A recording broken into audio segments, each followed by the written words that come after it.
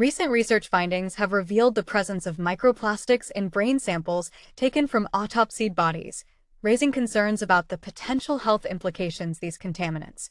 The discovery of microplastics in the brain suggests that these particles are able to enter the human body and reach critical organs, which could have various adverse effects on human health.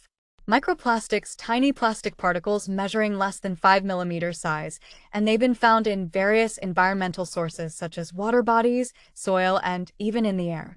These particles can come from a variety of sources, including the breakdown of larger plastic items, microbads in personal care products, and synthetic fibers from clothing.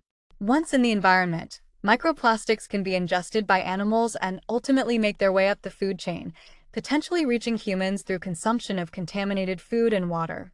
The presence of microplastics in brain samples is particularly concerning because these particles have the potential to disrupt normal brain function and cause neurological damage. Studies have shown that microplastics can contain toxic chemicals such as phthalates, bisphenol A, and polycyclic aromatic hydrocarbons, which are known to have harmful effects on the human body.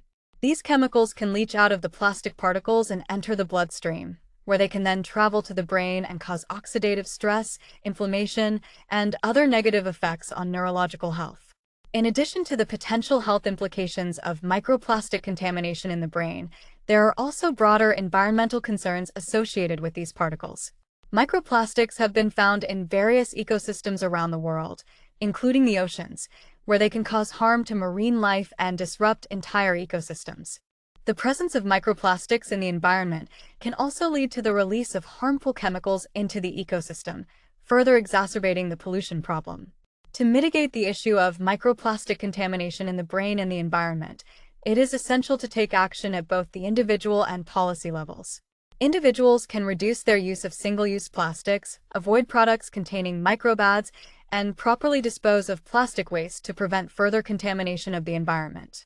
Policy measures such as bans on single-use plastics, regulations on the use of microplastics in consumer products, and improved waste management practices are also necessary to reduce the flow of microplastics into the environment.